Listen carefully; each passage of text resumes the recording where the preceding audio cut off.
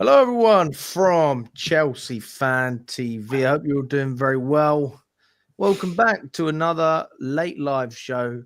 Arsenal have just knocked Madrid out, so that's not the best way to start it off. And Newcastle just dicked Palace 5-0. Yeah. So now they're up to third, and their goal difference is 3 above ours. Also, fuck Eze. The Eze agenda that I'm about to have loading for the next 4 years is going to be generational. That's one of the worst penalties I've seen in recent memory. And then they scored the second goal off their counter-attack. Fuck them and fuck Palace. 10 goals in 2 games given to our ops. Pricks. Did you watch the 2 games at the same time? Yes, I sat through both of them. No, I switched off the Palace game after 4-0. I couldn't be bothered. Switched it back on for a bit at half time for the other game and then saw the 5th and fucked it off again. I tell you what, though, like Lewis, as soon as you started telling me about, because we always did the 8 p.m s. As soon as you started saying, Alex, like everyone's watching the games, I think we might just have to start doing these. Like this should be the thing now. It shouldn't be an 8 p.m. Bro, it doesn't really make any sense. Don't do streams during like Big 6 games. No point. No point. I always speak against it. Facts. On a normal day, just do it at 8 o'clock if it's like a Champions League night or anything. I think to myself, like, no, but when you just want to have something consistent, so you say, all right, I thought 8 o'clock's great after work, everyone's available. Yeah, but you got to work. Mate, I was on stream the other day. People were like, I'm not going to watch a Big 6 game over a live stream that's not involved with the Big 6 game. Because a watch along is different, isn't it? It's true. It is true. It is true. Big up to everyone that's watching. Today we're going to be previewing the Legia Warsaw game. Even though It's fucking like we're 20 minutes off Arsenal winning at the Bernabeu, and we're like, Legia guys. What are we saying? I'm trying to just gas myself up for it. Tyreek George watch, Josh Achimpong, all the Cobham grads. You might see dudes with all looking decent. It's no Sanchez in goal. Yeah. Let's go. Yeah. And then we're going to play the game at 30% intensity like usual and just walk away with a 2-0. Hey, if we're lucky. Yeah. Lucky? I'd be glad to see more than one goal. We made hard work of Copenhagen. I won't even say that. I was meant to get hard a work ticket with it's like, go on, Kev, go on. You can't take it for granted. We made hard work in the first half in Warsaw. We created plenty of opportunities, missed opportunities like usual, and then obviously second half come to light. I think Madueke made a massive change, but yeah, that game's done. That game is done. We are a Conference League team, and the title says it all. Is the Champions League over for Chelsea? It's looking that way. Newcastle winning tonight. They've still got a game in under as well. I'm sure they've still got a game in under over us as well, haven't they? No, that was it. Oh, right. Yeah, so there you go. So it's not looking good, bruv. I'm just telling myself anything can happen and the teams around us can still drop points. Because the right results, we do end the match day in 4th again. But it's like, I just need to see us win first. Yeah. City could drop points at Everton. Nottingham Forest of Tottenham, so it's like, forget it. But City Everton, maybe something. Mate, WSL, that's where it's at now. I'm not looking at the Premier League anymore. It's the WSL. Bro, this is like the 6th season, nearly on repeat, where I just divert more towards women's football towards the end. Speaking of, I need to get a Chelsea Barca ticket. Yeah, fuck it. Yeah. It's at the Bridge next week. What's the date for that? Let me check. It'll probably be a Sunday, I'm guessing. Oh, if it's a Sunday, that could work. Champions League on a Sunday. That's the goal to show about women's football, doesn't it? He'll have a chase. Yeah, it is Sunday 2 p.m. What are you saying? Channel link up. Come on in. Oh, that's as good as it's gonna get. That is as good as it's gonna get. Oh, good evening to you as well, Luke. Happy days, mate. Happy days. Cal, what a fantastic evening. Yeah. What a great evening. Yeah. Gemma, good to see you in good spirits. Definitely. My rest great. Not surprised. Tonight's football would piss anybody off. Oh, I love it. I love it. I'm getting to grips with all this streaming. To be fair, I'm getting to grips with it. I am enjoying. The only thing that I don't know how you do, Lewis, is how you do it for 5-6 hours consecutively. Oh, smoke breaks. Oh, seriously? Yeah, go out, have a little back in. All good. Just kick back in it, relax. Fair enough. And ultimately, All right. I'm just. That's not the answer I was expecting, but there you go. Let's try and talk football. Let's see what people are saying in the chat as well. Big up to everyone. We've got over 100 You seen them people in it. Caicedo Saudi links? Yes. Well, we can go straight into that if you want. Absolutely. I mean, do you guys think that's one a load concrete? of rubbish? Caicedo seems like a sensible human. I don't think he'd sell himself out. I think that's BS, 100%. Everyone's got a price. I've got hella cousins and everything. You believe that Caicedo has a price? No, look, if he has a price, but to me, it's $1 billion. You give me enough money for an entire rebuild again, cool. I don't mind. But you gotta give me $1 billion. I'm sure Saudi money got money like that. Oh, £1 billion to them is nothing. It's change, bro. But yeah, so run me $1 billion. Yeah, you can have Caicedo, please. Have your pick of Coventry I don't graduates think too. it'd be possible for any player to go for $1 billion. No, financial fair play and all that. I don't think. Yeah, but this is Saudi. They don't have FFP. Of course, they might. They're going to have, haven't they? That's UEFA, isn't it? That's FIFA. UEFA and the FA. Is it FIFA? Is it FIFA or UEFA? No, it's UEFA. UEFA and the FA. Okay. So they might not have it then. Yeah, so run me my $1 billion. You can have Caicedo. They don't have PSR. They don't have FFP. Like that would be perfect for us, because then you know what, these dumb fucks, you get another chance at a rebuild. Yeah. And you don't even need a rebuild. Just put all that money into getting some experienced players and shut up about needing to make money. You've got $1 billion. Yeah. I mean, after that, so let's go again. But a bit of a reset. No, not 250. Take 250. I'm not going to lie. 250 is a lot of money. No. It's a lot of money. I'll take 250 and run. I'll take 250. Tell you what, I'll take double that. You give me 500. That's like a 500 La Liga release clause. Hey, he's here for what? 6 years? Basically the same thing. You give me 500 million, cool. I won't even say $1 billion then. Like 500 million would be enough to like fix up the errors in the squad. I think the biggest problem as well is where we reinvest the money. And we're not going to go out and spend 250 million on another ready-made player, or even another 2 good players for over 100 million each, the top players. No, but like here's the thing: if you're thinking 500 million, you've now got money to like pile on players without having to think fucking wage structure bullshit, or think we have to level the books and make sure we have enough money. You have plus 500 on the bank. Yeah. But they're not thinking about they're thinking plus 500. We'll stick that in our bank. That's what Clearlake are thinking. They're thinking about paying off the debt that they've built up and lining the pockets up. That's what they're going to do. They're not going to reinvest that money back into the squad. There's no chance of it happening. The way they talk about, I think it's more in the middle. Some they probably pocket, some they probably put. Yeah, you know what? 750, and then I'll sell Caicedo. They're not ambitious enough to go and sign World Elite. They're just going to invest it in themselves. That's it. We've seen enough. They're not showing the ambition right now. That's for sure. Yeah. Why do you think Caicedo, out of all the players Al Nassr have been linked with? I mean, there's got to be a reason for it. There must be genuine. Because he's our best player right now, and he's one of, if not the best midfielder in the league. Would you take Rice over Caicedo? No. Absolutely. I never would. He's a good player. Only reason why I would is because Rice is English, and I think he's a bit more of a leader. I think as a player, he picks Caicedo, but I think we need Declan Rice is a good leader in the middle, isn't he, for us? So let's be real. But that's the only. I won't argue that, but that's not enough for me personally. Yeah. I understand the argument, though. Leadership is there. That. Yeah, 100%.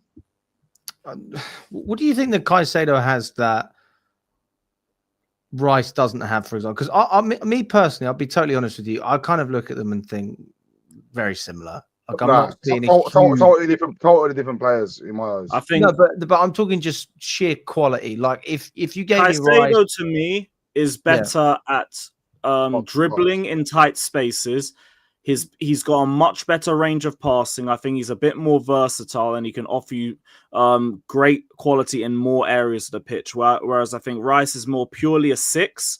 He's a good ball carrier, but he's better aerially. He's got better leadership, and I think that's it. I think that's all he's got over Caicedo. Technically, oh yeah, he's better at set pieces. Yeah. Obviously, those 2 free kicks last week proved that. Not even that. He takes corners too. There is some ability. Yeah, there is some ability there, but it's fine margins. But if he's a flip of a coin, you'd want Caicedo, wouldn't you? Just about edges it for me.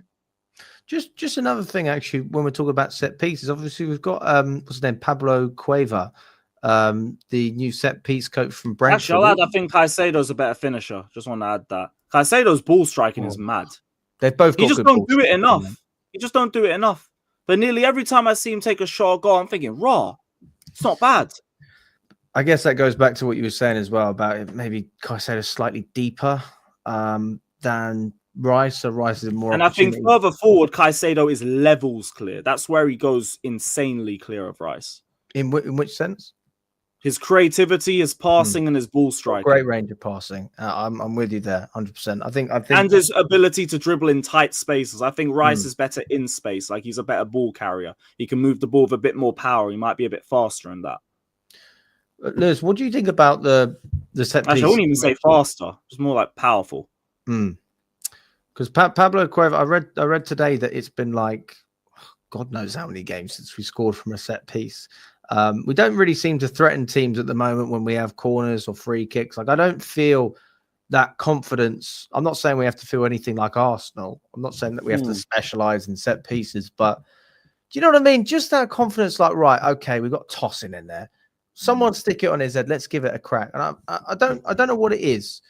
Yeah, because we don't have a lot of height in the team in general. Like if you look at it, right, like you have whatever centre backs we've got. And then what? Usually Jackson, who's about 6'1", 6'2", never been great in the air. Palmer, who's usually taking it. Neto, who, come on. Sancho, same thing. Enzo, Caicedo, they're not really that tall. We just don't have a lot of height in the team in general. No, we don't. It's only tossing really that it classes a real aerial threat. I'd still say set piece have improved from last season. Last season, they like every time we conceded one, I felt like we were conceding. Defensively on set plays, we were a lot better. It's a lot more organised. You can think last year on set plays. I think it was the semi-final of the FA Cup when Liverpool when he was marking Van Dijk again. Now there was no. I think it was Mudryk. Yeah, no tactical plan to nullify the threats from other teams. Our genius manager didn't want a set piece coach, and he said the players could do it themselves. Obviously, now. Can you see why it's not rocket science? Can you see why there's better set plays defensive? Because look, you're gonna on the board, you're gonna have their threats on set plays. You're gonna have your main men and them men, and you're gonna mark him and keep him out. Last year, it was literally, oh, should I go mark him? And you're probably the smallest player in the pitch playing against there. There was no tactical plan this season. Obviously, it's a lot more organised. So I feel like that's the reason why it's a lot better on defensive set plays. Yeah, I'm with you. I don't understand why any manager would turn down a set piece coach. I don't get that at all. That's all they do. And managers aren't sitting there telling players how to do throw-ins and how to do corners. So just get someone to do the job for you. I've never understood this sort of. I don't think that any managers think that way anywhere. That was a weird one. That was a really weird one. But I mean, even still, special that. No, I'm with you there. This season though, like. We don't have enough aerial threats. Like we got Cucurella scoring from crosses. We've got Fernandez running into the box. I think that's a part of his game. He's improved. He is getting into the box and getting in those positions. But you can't be relying on players either running from deep or your defenders. Even Tosin, like I'm not seeing him actually winning enough headers and making things happen. He might get the first ball, but it's never the finished article. It always feels like it's relatively easy to defend. But maybe that's just about having more physicality, more quality around him. You can't just rely on one player. You need you need everyone to be in sync. And if it's not going to one player, does the other player have that little bit of bottle to jump up for those balls? And I don't want to criticize Palmer, but if there's one thing that I think Palmer could do so much better, I think his aerial presence is just so poor. And you can get away with it when you're so technically gifted. People aren't really going to have a go. But I don't see that guy challenge for 50-50s in the air. I don't see him running in trying to score headers. I think he did score one against Everton last season when he got his hat-trick. Yeah. Perfect hat trick as well, if I'm not wrong. He did left foot, I right think it was. foot, It was. and a header as well. Jackson had a shot saved, and he came in on the rebound and headed it. That was it. Oh yeah, that was the one. So that's one area I want to see Palmer improve, but slim pickings really. I can't really criticize the guy too much. But yeah, maybe we just need to. It's literally not his game, though, isn't it? It's header isn't just not his game. The ball on the floor with him. But if there's one aspect of his game you could improve, I think that's like the blatantly obvious one. Unless there's something else. I mean, is there anything else you think Palmer could get better at? Well, right now he needs to up the shooting again. His conversion. Yeah, right now the conversion's got to get a lot. But he also has to move the ball a bit quicker too. He's now over touching things a lot more. He's just complicating things too much. That's a confidence issue. Well, though. Yeah, that's a big confidence issue. All of my things with Palmer mainly come down to confidence. Yeah. And like that'll be done with time. Like he's got to just get himself out of this rut. It's just a new experience for him because he's young and everything. So obviously you give him patience. It's fucking Cole Palmer, in it, but he's got to get himself out of here and soon because he's the only one we're really relying on. Yeah. It's hard to criticize a player which has done so much for you in such a short time, and you know I'm not blindsided. Obviously, the last couple of months hasn't been his best, but I feel like the tactics of the manager isn't helping him. You know, it's not the freedom. You know, when under as much as we criticize Pochettino, but he had Palmer playing in the right role off that right side with the freedom to come inside, go to the left. I think now he's just stuck in the middle. Teams know the threat. Teams know how good he is. Putting men around him, and it's knocking his confidence. I feel like if everyone knows Palmer's quality and how good he is, if you put Palmer on the right hand side, you're taking a player out to that position, so there's more space in the middle. You understand what I mean? Yeah. So I feel like we need to start playing Palmer on the right. That will give more space. And right now, Palmer's in the middle, and you got two men on him all the time. So it's that space is not being created because they know to keep tight on him. If you know what I mean. So I feel like Maresca needs to make this a slight tactical adjustment for his sake. Also, when we look at the quality of wingers that we have, like nobody stands out. Like I don't see anyone pinning down a position. Like Mudryk, obviously, nothing's going to happen as of yet with him. Like we don't know. Sancho's not pinned it down.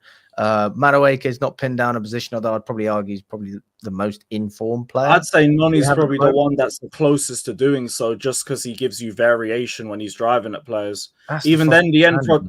I know, like the end product frustrates me to death, but at the very least, he'll get the ball and like try and do something different and either cut inside or he'll drive towards goal or try a cutback. Yeah. Neto is just going to run with his head down and cross. Yeah. Sancho's going to wait for players to link around him. You kind of know what the others are going to do. He's the only one where I don't really know. Mm. Do you miss Mudryk? That's still this comment as well. I do. Mudryk's steroids in the gym. This is how bad our attack is. We miss Mudryk. Yes, absolutely. What do I miss? Him cutting inside and shooting at some poor old man in row 5 of Shed Upper again. Or what? Him chasing his first touch? Or just looking around aimlessly while the ball flies past him? At least I miss Mudryk. I need something different. I miss Mudryk. They've got the blinkers on, man. He has been fucking shit for us. Let's be real, bro. He was better this season. You got to admit, because he was given Conference League games and nothing else. Yeah, he started improving. I agree, but he looked a bit better. He did look. This is my looking forward to seeing him develop a little bit. I always vouch for Mudryk. Kev, how many arguments did we have last season about this guy? You We had kept a him lot of backing him, arguments. mate. You kept him backing him. I don't know No, what the but fuck he was I did seeing. lose I don't know. patience eventually. He only played one good game, and that was the second half against Liverpool in his first game. That was the only time he looked decent. And after that, A little bit harsh. the guy, That's a little bit harsh. not a little bit harsh. I'm speaking facts, bro. Wait. Bring up TK's comment, please. Remember, football is about entertainment, and Mudryk offered that. Can't lie. Football is finished. Football is so finished. Entertainment. Are you kidding me? Entertainment, bro. Football is about entertainment, and Mudryk offered entertainment. Football is finished, though. Football is finished, bro. Like I said, I hate to keep mentioning stuff. Yeah, I grew up a different era. These youngsters now, 18, 19. You had Ronaldinho. They're gonna all these players, Mudryk and Madueke and Sancho ballers. I grew up watching Ronaldinho, Zidane, Iniesta. The list goes on, brother. So I feel sorry for these kids, man. They don't know ball, unfortunately. It is what it is. It's sad. Yeah, our club might be lost, guys. You think we? Bro, all we spoke about was his price tag when he played football. Like, oh mate. I think you've got to give him. He offered something different. I'm not going to sit here and say, not sure I agree with the entertainment comment. Although he was one of those players. Whenever you got the ball, you did think, "Oh, what's going to happen here?" Like, not in a good way. No, not in a good way. He did try to get out. He did. You know what it is? He did try to get at him, but you know what it was? His feet are moving 100 miles an hour and his brain's moving 5. No football IQ, but he's got all the physical attributes, like the pace and this and that. Yeah. But once the piece of like make a short pass or pass and do a 1-2, he hasn't got that in the mind. Or say, for instance, he's running from one end of the pitch to the other, he looks good. But when he gets to the final third, he didn't look like he didn't know to shoot. Pass. I always said I never thought there was someone who disrespected the blessing of pace more than Mudryk, because he didn't need it. If he could do one thing, it was just pass the ball. But it's like, you've got so much physicality in your game that you just don't know how to use. You can't make decisions at pace. You can't run with the ball as well. That's the weird thing. Like, it's not like he's moments of like excellence that like you never see consistently. But if you look at every aspect of his game, maybe dribbling is probably one of the areas I'm not particularly keen on. But he had a cracking shot on his day. He could pass really well on his day, and you combine should end up on Mudryk. Nah, but I'm saying, like, when it worked, it was fucking unbelievable. Like, I've never seen anyone in this squad shoot as hard as Mudryk. Like, the power on the end of his shots. You remember the Heidenheim goal? Away from home? Yeah, I remember the Heidenheim goal, but like João Felix is a powerful shot too. That was a powerful one. I don't know. I just think that Mudryk, like, Caicedo, I'd argue, as a very powerful shot. He just doesn't know how to use it. And this is my problem. He could only pass and nothing else. There's a guy blessed with pace that doesn't know how to use it. And his movement was atrocious. Oh my god. Oh, God, his positioning. Yeah, I remember when when you get the ball and you say, now you run, and he'd go closer to the guy with the ball, and you're thinking. Every game I remember watching Enzo Fernandez just shout at him. He literally hasn't got a clue. Like, there's no football IQ. I've seen better football IQ at Sunday League level, brother. And no, that's no exaggeration, bro. I remember we went to Everton away and he's playing against Ashley Young, 39 years old. And every single time he's coming infield to get the ball. And what would you do if you're playing against a 39-year-old defender? You'd want to get him isolate him in a one-on-one position. And I was saying, look, there's the space. Look, I was going, Mudryk, get the ball there. Every single time he's coming inside where the players, it's a bit. I was making it predictable because he wants to have that shot again. He wants to cut inside and shoot, and it never works. Yeah. Unless you're playing Heidenheim. It's true. It is true. I don't know, man. I don't know. I personally, I do miss Mudryk. I'm not saying like he was the world beater for us, but I think he was a nice player to have in the team. He spent all that money. Yeah. You know. Yeah. I would have liked to have seen a few cameos, if I'm honest. I would have liked to have seen a few cameos. And I think this is how down bad we are, man. Oh, we're down. We're fucking down. Yeah, you're telling me. I've been down for 2 months. Tyreek George 10 minutes and we'll just keep it moving. Hey, I like Tyreek George. He actually has something to offer. So that's Let me ask you about this guy, boys. What do we think about Romeo Lavia back in training? Do you think that he's going to be playing maybe against Fulham, maybe a substitute appearance? I doubt he'll be Wrap starting. that fucker up in cotton wool, bruv. And like just getting 45-minute cameos up until Newcastle. I'm just fucking done talking about this guy coming back, brother. Like he's had more fucking comebacks than Stone Cold Steve Austin, bro, when he fucking done his knee in. Like, come on, my broski, bro. What's this comeback about? He'll come back. Guaranteed in 2 weeks' time, we'll be saying he's coming back again, bro. To come back. If it weren't for the last 2 games, I'd actually be so excited for this. It's just like it's just done him, bro. He needs to go, bro. I'm done. Him and Fofana. Okay. No. Keep Lavia, but we need a replacement for him. Just send them to France or wherever, bro. The problem is this guy was injury prone as fuck, and we never had depth for him. Well, Maresca says it like Maresca speaks about. Well, maybe he doesn't speak about him, but the way that he gets used, Lavia, is the key part of this system when he's playing. And I just think to myself, a bit like Fofana, you cannot build the team around these guys because they will produce on the pitch, but they're never on the pitch. So, I mean, what's the point of having them in the first place? I think this they're great is options. Again, why I look back to recruitment for not bringing the 2 adequate replacements needed for these 2 profiles, knowing how key they were to the way Maresca played. No other centre-back with recovery pace. No other DM that could do the role that Lavia does for us. It's pathetic. It's pathetic squad planning. And this is why we are where we are. Do you believe that this is the thing? I don't believe this squad has been planned for footballing reasons, though, mate. I'm being dead serious with you. That's why I was under the assumption, me and Charlie, we were in total agreement. But then why did we not get a front of shirt sponsor because we were waiting for UCL football? Oh, mate. I haven't got a fucking Scooby, to be honest with you. No, the reason why was because they wanted us to get back into the top 4, but they did not do what was necessary to get us there. It's incompetence. It's fucking incompetence. Had a shirt sponsor and just taken that money because we're missing that. Now we're going to end up having to sell someone else, and that money could have just been a sponsor in the first place. I don't know what they're looking for. It's like 50 mil a season or something like that. 50, 60 mil around that. Just take 25 for fuck's sake. It's a lot of money. 25 million for fuck's like Lewis. That money is a difference between having to increase certain sections of Stamford Bridge in terms of a ticket increase, which we know will go up anyway. And not having to do it. If you get that money, then it puts less pressure on. How about they just have a good fucking transfer window, and then I don't care about the shirt sponsor.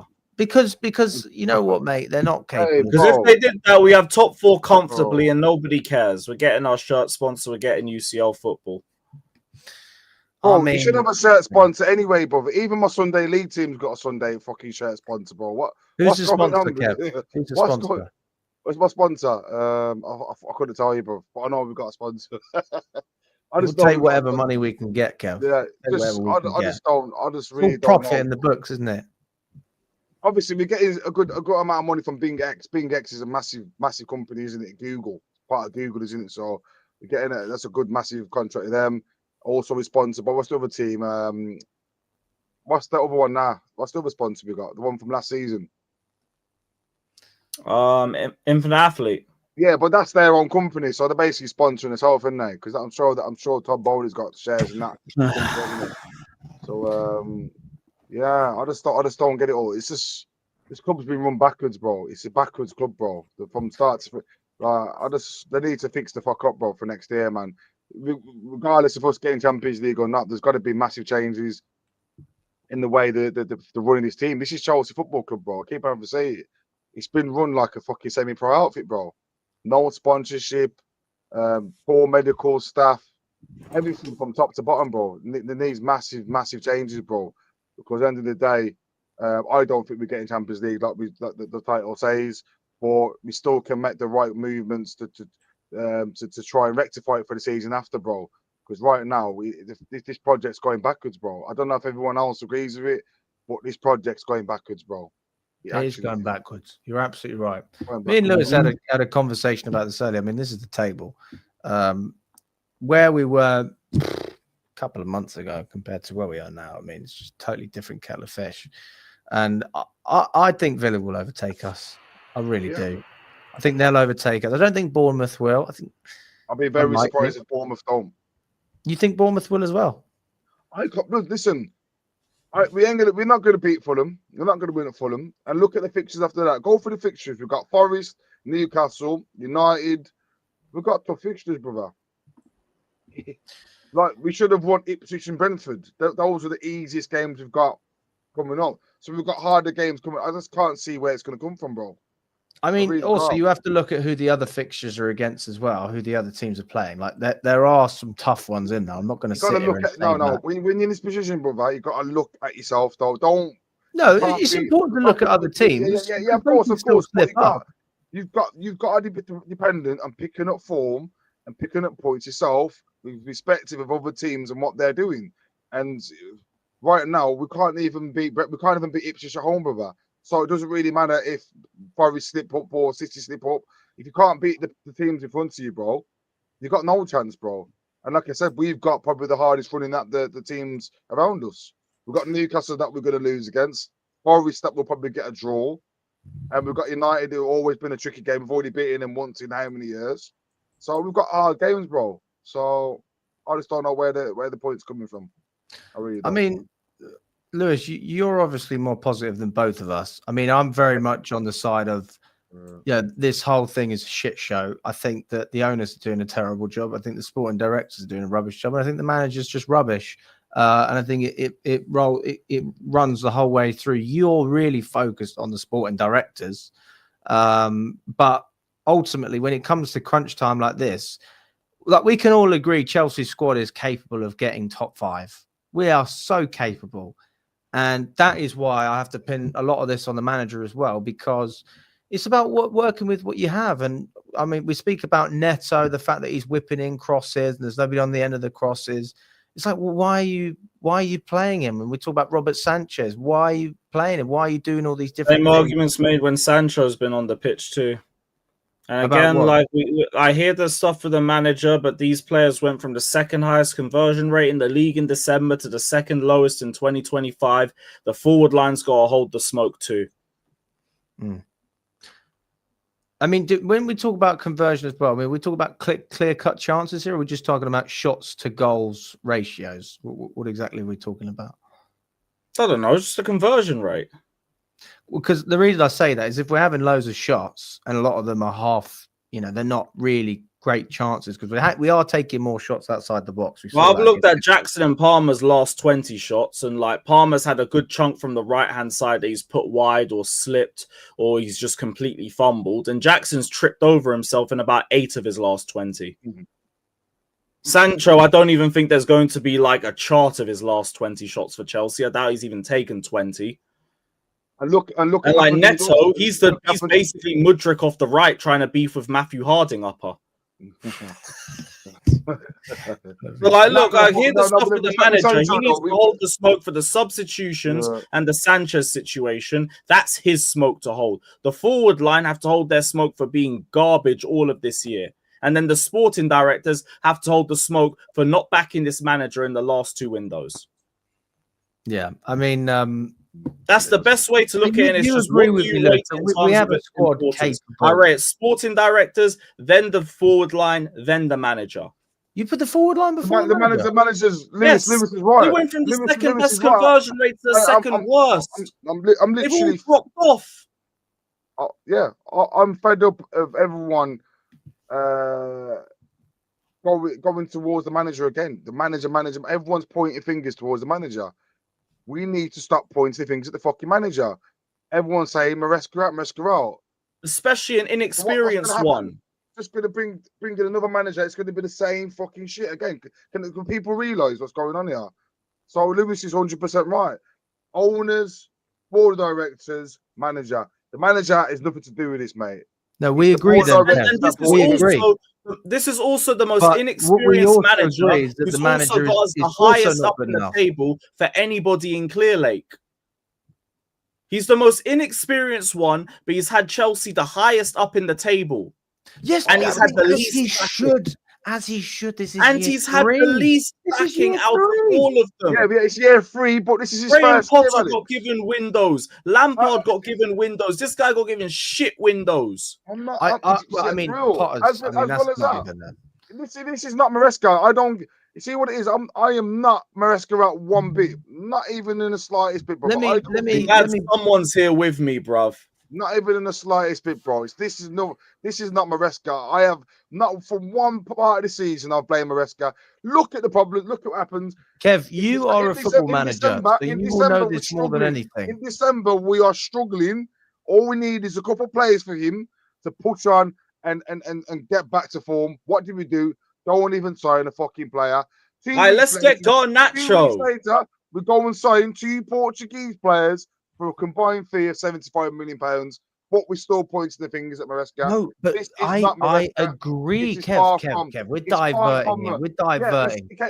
No, we're not. We're talking about the problems with this season, and the sporting directors have been the biggest one. He's just adding to my point. I didn't even make the point that we spent 70 million after doing nothing the whole of January. You're telling me that the players aren't competent. Yeah, you're telling me that the front line isn't competent. No. And then I'm telling you that the manager, before the match that we're playing tomorrow, has come out saying he needs to do better to engage the fans, but he's not willing to change his tactics, and he can't change them even if he wanted to. He literally said, "I am not capable of changing my. I'm not. It's not that I can't do it. I know he won't, but he physically yeah, he won't, bro. We knew this at Leicester. He said the same thing at Leicester. We all already knew this. I'm actually fine with that. I want a manager that is actually going to build a philosophy into this squad and not flip it every now and then. What's wrong with fine. How about you give him all the profiles? How about you give him all the profiles to succeed with that philosophy instead? How about you do that? Well, I'm with you on that, Lewis. I am with you on that. Because this is the manager that they chose to bring in, and they knew his system, and they didn't get the players that he needed. And what they do? Oh, let's look at Garnacho. Oh, let's bring in Amugu and hold him for Strasbourg, and then spend another 70-80 million on 4 young players as soon as the window's over. Stop blaming Maresca, Bob. Like I said, listen. Lewis is saying that the smoke is on the sporting director. I agree with him, but I will not sit here and say the manager has not been a part of these issues. We're not saying he's not been a part either, but I'm saying he's the least of the problems. We're not saying he's got no issues. I keep telling you, he has to hold some of the smoke, but there are much bigger problems from this season than Maresca. We'll have to do it. We do need to do a show on there because we haven't spoken about the directors enough. We haven't. And do you know what it is? It's one of those things, isn't it? Where let's just say, I don't know, fucking whatever it is you do, you work at a company, and let's just say the company's not working very well, and you think, fucking hell, my manager's shit. He thinks, oh, my manager's shit. Like, Kev, you've worked at companies like that, and you know what I mean? You work under people, it's a mess. And you think to yourself, fucking hell, this is like, you are a prick. You're like, I don't like working for you, but you never actually see the people who are running things above them. And it's like that at Chelsea, isn't it? Nobody is talking directly about the people above everything that's going on, all this chaos. Because it comes from these decisions that have added up. Yeah, because it's easy to point the finger at the manager. It's the easy thing to do because he's the one that has to come out in front of in the press conferences. He's the one that starts starts the players on the pitch. He's the one that sets up the tactics. He's the one that's going to be scapegoated. Simple as that, brother. It's a repetitive pattern. I am not pointing the finger. I don't care what manager comes in. I'm not pointing the finger at the manager again because there's no point. If we bring in another manager next year, we're going to have the same mid players. We're going to have the same mentality. So it's not necessarily. Not necessarily. Results, brother. So what's the point? I think the mentality. We have nothing to go off to believe that we're going to get a proven winner if we get rid of Maresca. If that was the case, I'd back it. But we have nothing to go off to believe that. Let me. We do need to look a little bit at the Warsaw game. So let's do a predicted lineup as well going into this one. So let's start in goal. What are we thinking? In terms of people saying that Maresca did get backed in the window, giving him Sancho, who, by the way, was another opportunity, isn't just backing. It's an opportunistic move. Same thing like free tossing. Mark Hugh, forget it. Dewsbury Hall, he didn't ask for. João Felix, he didn't ask for. And Pedro Neto, yeah, let's bring a transitional winger for a possession-based coach. Brilliant move, and we'll slap 60 million down for that. What a backing. I mean, I do think Neto was a good signing, but again, if you would have Not for the style partnered of football. Osman in He's that as not well, possession it would have been based. so much better. It's not for the style of football. He's hit the nail on the head. With Wolves played counter-attacking football under Nuno, and that's where Pedro shined in the 2 seasons at Wolves. And now he's been asked to play further up the pitch. He hasn't got a clue what to do. He literally gets the ball. I wouldn't sit here and say Pedro Neto has been a flop because he hasn't. Dan, I was hyped in the summer for life after Pochettino, for 60 not by the million window. For £60 million, he has not contributed nowhere near enough. It's true. He is the most ready-made out of all the signings that we made. So I'm with you on that. I mean, personally, looking at the signings that we made, I was happy with the signing of Tosin. I thought that was it was opportunistic, Lewis. You're right, but I think it was a good squad signing. But then you say, what else are you going to add to build on it? And we didn't do that. So it was underwhelming in that sense. And Dewsbury I was only excited for the new season because Poch wasn't in charge. That was it. In terms of the window was just, I was disappointed because I wanted a striker. I went the whole way through the window thinking, look, as long as Osimhen walks through the door, it's fine. The window's been fine. I just need my striker. Go get me my striker. That's fine. And in terms of this, of course, Maresca's going to come out and say that because we know Maresca's been brought in not to say anything against the board. That's what he's been told to say. Yes. Whatever Maresca's saying in the press conferences, this is not him talking. But why is what he's been told to say? Simple. But boys, why do you? This is what I don't get. You know it, but you still. Why? How can you say that? You know he's not saying the words, even though they're coming out of his mouth, and you like. I don't get that. For me, that I just can't get my head around how people would accept that. I want a manager who can. You accepted it from Poch last season when he flip-flopped every week. Mate, so what's the fucking difference? fell out with these owners because he didn't want to. No, but you're talking about you don't like when a manager doesn't back what he says at the press conference. That's not what I said. That's not what I said.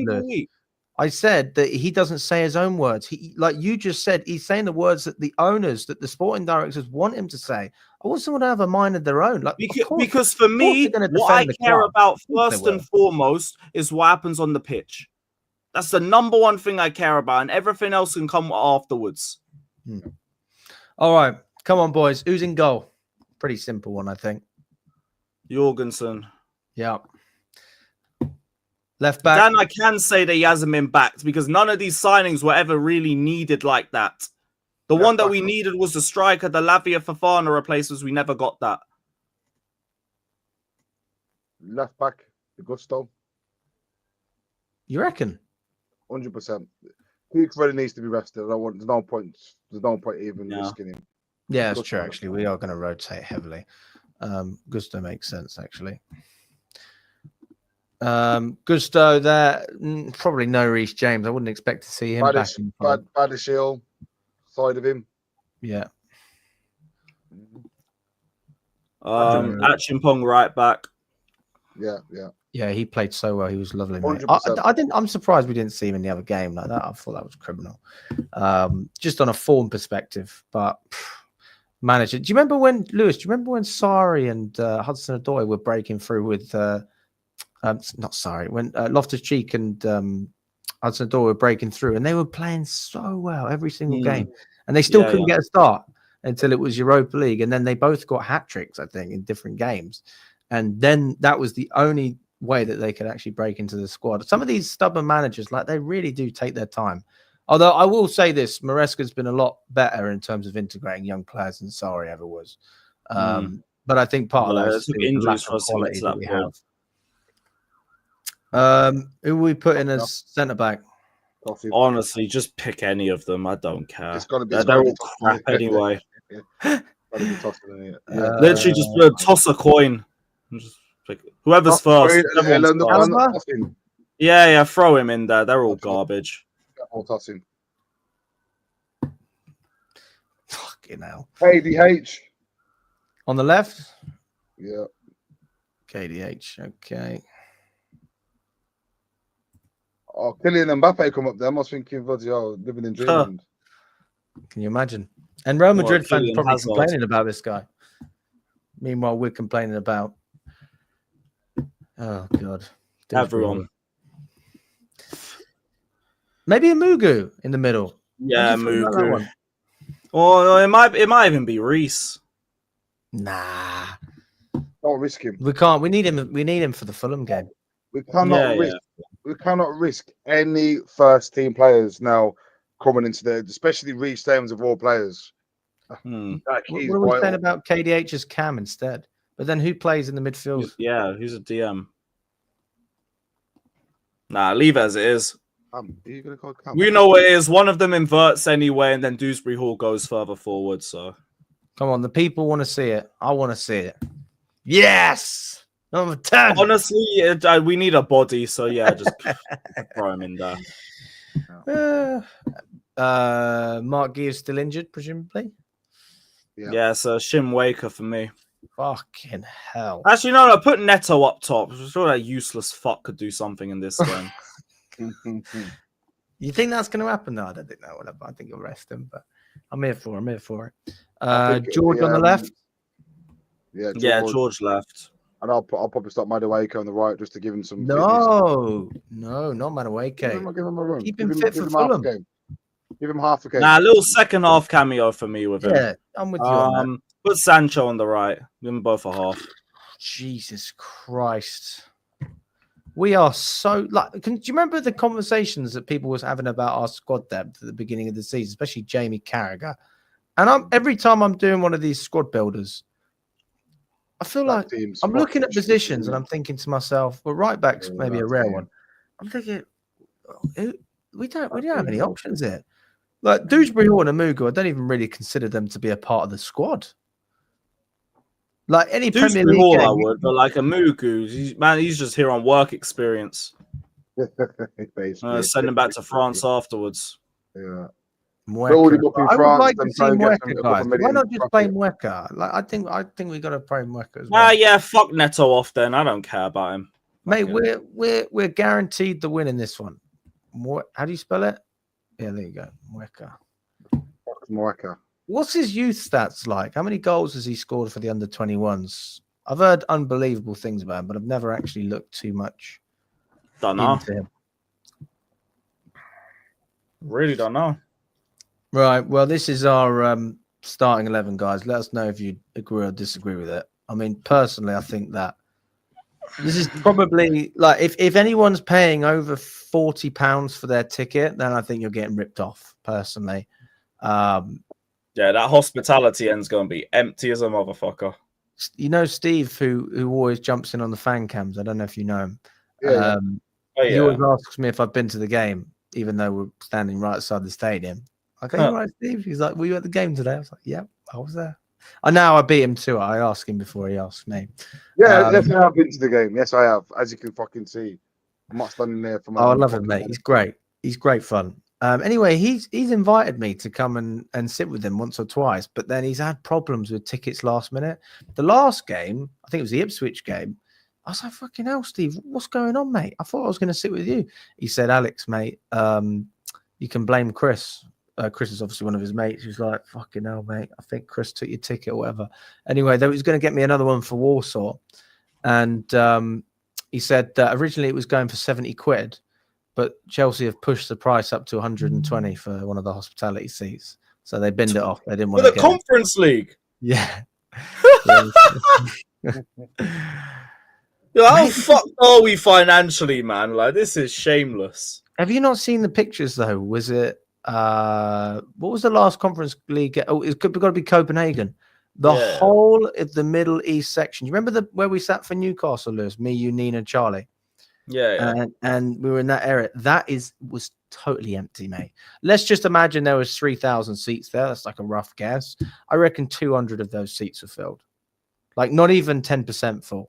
It was like ridiculous. Who the fuck's gonna want to go to watch Legia Warsaw, bro? What's the point, man? They care more about getting more for each ticket than actually getting the seats sold. They would rather have no bums and seats than give people a realistic and affordable price. The seat prices in some of those games was actually more or equivalent to what they would have charged for a Champions League game. It's like 500 quid a pop for some of them. Well, Good luck selling them tickets, then. What it is, One of think the about it better leagues logically. should have used the windows better. Think about it Useless logically. fucks. What are we in now? We're in the Easter holidays. Yeah, Easter I think so. holidays. Yeah, a lot of kids are going to be off school. A lot of kids love Chelsea, can't really afford it, can't get tickets. Why not make it affordable for families to say, look, you know what? If you're under the age 16, you get in for £5. Guaranteed, you'd have more players, more fans in the stadium, and a lot of people would appreciate it as well. A lot of families would appreciate it. But as you can see, it's not about the fans. It's not about the youth. It's about them lying in the pockets, and that's the way Chelsea's been running at the minute. And it's a shame. It's a total shame, mate. Absolutely. He says, by the way, the game is tomorrow. The tickets aren't even on general sale, despite the stadium not being sold out. How the hell does that work?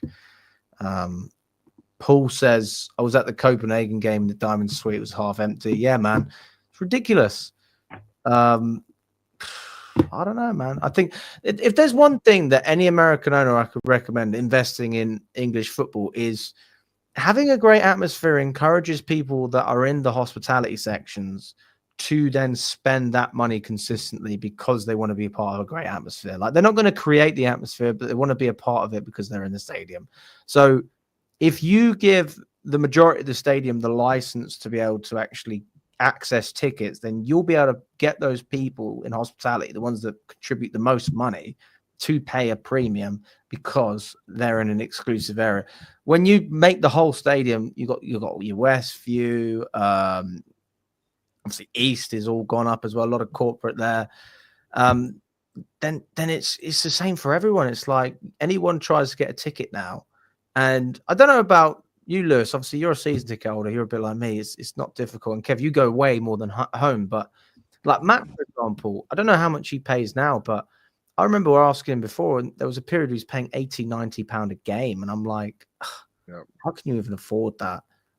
I just, if I was paying 90 quid a game, I honestly don't think I could afford to follow Chelsea. I'm being dead serious. I've paid, not this season, last season I was paying big bucks, man, for tickets, bro. Not this season, but regardless, even if I pay £30 for that, it feels like I'm wasting money at the minute. Not it, isn't it? It's just not it, bro. But on a positive, Key Creston is in the title. He's the Champions League goal for Chelsea, and that's one thing we haven't discussed yet. So I feel like maybe we should discuss that towards the end of the show. Sure. Alex, Lewis, talk to me. Do you really feel like Champions League football is on the agenda, or do you feel like it's over now? Boys, it was over at Brentford. That's when it finished. I hope for it's just gone in it. Now it's just one game at a time. We'll see where the fuck we end up. I'm just telling myself there's still hope. That's just it. There's no hope. Don't ask me how. We still can make it, but don't ask me where the wins are coming from. It's up to them to fucking do it. I think there's a picture, Alex, with the runnings for the Champions League team. Can you get that up, can you? The City fixtures, Newcastle. I think it's on Google. So all the fixtures of the teams in the running. Let's have a look at that and see. Well, I don't have all of the fixtures, but I can go through it individually quickly. I mean, I've got Aston Villa's here in front of me. I mean, this is who they've got. They've got Newcastle. It's all together on a picture, I think. So yeah. You know, Villa for me. I have it. We've got it. What's the link, Lewis? You've got a link or something? One sec, I'll just share screen it. It's just an image.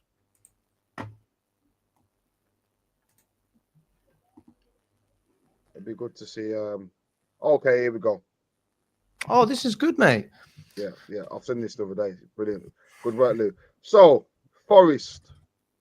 Let's start with Forest then. Tottenham away. They have the easiest run out of everyone. Yes, 100%.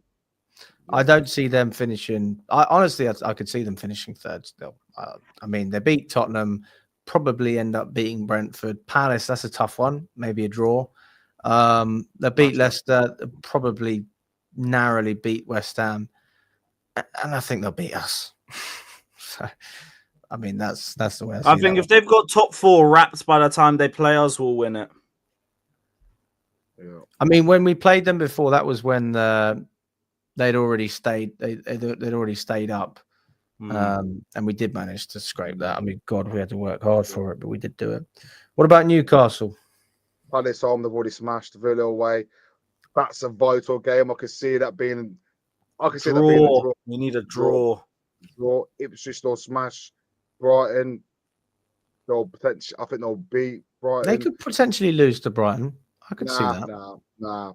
Because what will happen is they're starting to find momentum towards the good end of the season. Obviously, Eddie Howe, they're doing it for him as well. Obviously, him being in hospital, they're going to want to do it for the gaffer, and the confidence, you can see it within Newcastle. The fans all believe. I can't see him slipping up many games. They'll draw against Villa. They'll smash Ipswich. That will give him confidence in the Brighton game. They might win there against us. We all know we're going to lose. Arsenal probably draw, and they'll beat Everton. So they're going to be picking up a lot of points as well. Not good. So, I mean, can we all agree that Forest get third spot? Can we all agree on that? Nah, I don't know. Who do you think? Bro, if you Newcastle are third right now. Who knows? Yeah. I think Forest. Check the private chat though. I found a game I did on my channel that you probably could do for a future stream. Oh yeah. I saw I'll check that out. What's it about? So like, it's got all of this right, but it's a predictor. So you just predict your thoughts on each game, and it will come up with a final table for you at the end of it. I did that during the international break. Oh, that's pretty good. I'll check that out. That's good fun.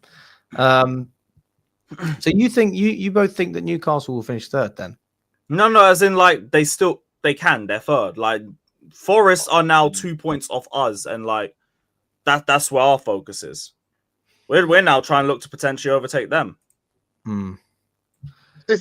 City as well. They've got a good Actually, run. no, they're 3 points ahead of us. With worse goal difference, to be fair. Ooh, who do they have? Tottenham. Yeah. Fucking Tottenham. City have got a good running as well. They've all got Tottenham, mate. Aston Villa have. This is what I hate. When we go to Newcastle, right? City have fucking Southampton and Forest have Leicester. We've got the hardest running out of all the teams, literally. Aston Villa. Aston Villa. Those last 4 games, Liverpool. Although quietly, Forest have dropped point form a little bit. I can see us getting 2 points at the last 4 games, honestly. United at home, Forest away. So when you think of it like that, 2 points in the last. We lost Even against drawing Newcastle, United. lost against Liverpool. We'll beat Everton. We'll draw against. So there's only 4 points left in 4 points for us to get all season. Personally, my opinion. I think we probably lose against Fulham. I think we beat Everton. I could see a draw against Liverpool. Lose against Newcastle. Beat United. Lose against Forest. How many points does that put us on? That's 3, 4, 7. 7 points. How many are we on now? 54. So it'll be 61 points. That's less than last season, isn't it? Yeah, by 2. Fucking hell. Hey, Lewis, at least we're not celebrating road to 40 points. I remember that Bournemouth game. Well, we got to 40 points by like January. Such a fucking mess. Yeah, look, just rise some victories. Rise some fucking victories. Where do you see the wins coming from? Look, my hope is Fulham away, we win. Everton at home, we win. Liverpool have the league wrapped up and we scam a draw. Pray to God at Newcastle, beat United and something at Forest because they hopefully would have wrapped up top 4 by then. And yes, I am sniffing about 4 grams of hopium trying to talk about this. I understand. But ask me where I hope we get the results from. Fulham, Everton, United, and a draw at Liverpool and something at Forest. Everton, I see it. We always beat Everton at home. No, Liverpool, I see it as well. That is a low block from hell with tall physical centre-backs. Yeah. It's true. It's true. Maybe I'm not looking at that individual team. I'm just looking at the history of the... You know what it is? What would have given me a bit of enthusiasm for this last few games? If we'd gone and beat Brentford and gone and beat Ipswich, which are easy games. And that would have given me more confidence for them to say, you know what, can we beat Fulham? And then we start building momentum, beat Everton, build momentum, get a good goal against Liverpool, and you start building momentum. But they're doing the total opposite. Kev, down you know, if we had won those 2 games, we'd be third, even with Newcastle's win. Yeah. This is why I'm so dejected. Like a fucking Brentford team with 1 home win all year, and fucking Ipswich with no Delap and Hutchinson, and these motherfuckers couldn't get either one over the line. God, man. This is why I got the Fucking whole. bums. From that Brentford game, I said that was it. That Brentford game, we come back off the international break, and it was a pretty decent performance against Tottenham, and I was like, you know what? Yeah, I felt pretty confident we beat Brentford, didn't get it over the line, and then I thought, you know what, we've got to smash Ipswich, didn't do that. So there we go. There's all we need to know about this. Yeah, that's all we need to know. The team's not ready for it. We're not ready for Champions League. So that's it. You know, it's difficult and it's harsh to take, but unfortunately, 6, 7 places where we're going to end up, and it's sad, but it's just how it is. The only positive I can take if we don't get Champions League is that Europa League is still a progression technically, and that's something. I mean, it's a more serious competition. That's it. Fairs, you found my hopium dealer too, man. He's a good guy. He's a good guy. I'm paying a premium. No, so trust me, man. You and me both, bro, because yeesh. All that for Euro. We're going to get those briefings as well, by the way. But Igbali, Winstanley, and Stewart believe that Europa League is still progress in spite of us not getting the Champions League again. No frontal shirt sponsor till next season. I just found it funny, man, how gassed we was in December, though. I remember I came to the studio, yeah, we beat Tottenham 4-3. That's the studio. We was like, I'm with the title race and all this shit. And I remember how gassed we was getting excited, man, for us to just fucking finish 7th place, bro. Like, I remember, Lewis, do you remember there was a fan cam that you did, and I had the title, we're going to win the league or something, and you changed it. We are in a top 4 race. Yes. I thought I'd change it back, and then I thought, fair enough. You don't want me to do that. You don't want me to do that. And here we are, fucking that up. I predicted at the beginning of the season we'd finish 5th. I did predict we'd finish 5th. I thought that we'd have enough to finish in the Champions League spot. I thought we could scrape it. I didn't think we'd be comfortable. I thought we could scrape it. And yeah, that's not looking great. Target was always top 4 for me. Just one other thing. I mean, how do you think the other fans, like the other clubs, are feeling? Like, I mean, I know we're struggling for confidence. City are probably not too. City are probably thinking we're fucking shit. This is our worst season. We're still going to finish above Chelsea. You know what? The mood around other teams. Forest are going to be overwhelmed. Newcastle probably the happiest fans in the country. City obviously disappointed, but I thought they're just going to keep it stepping. Yeah, Roger was a massive loss. Villa are going to be absolutely over the moon. But what the fuck was that about last night? Playing the Europa League song? Maybe they was doing it. Hey, funny story with that, right? You know Sammy, right, Kev? Sammy. The guy Sammy used to run the channel. Who? With the beard? Sammy. You might not have met him then. Right. But yeah, Alex, you obviously know Sammy. So he works with Prime Video, innit? And they also run the music that gets played in Prime Video grounds. So like Villa Park. So it was someone in his department that played the Europa League track. Someone got sacked. Nah, not sacked, but mad bollocking. I think man, hair dryer treatment and everything. Yeah, there must have been Arsenal fans. There must be Arsenal fans or Birmingham City fans. Someone done that to stitch them up, man. It's fucked up. They just pressed the wrong button. So they didn't play the anthem at all. No, they played the Champions League anthem afterwards, straight afterwards. Oh, they did play the Champions League anthem. So they didn't just leave it at that. It was while they did like the standard like face cam through the players and everything. It was all the Conference League one. And they're all just standing there awkwardly going, wrong track. You've got Konza face palming and all sorts. Yeah, it's bad. It was embarrassing, to be fair. I think that's the biggest game in Villa's modern day era, and you go and do that. Like, Hey, foreshadowing anyone? Yeah.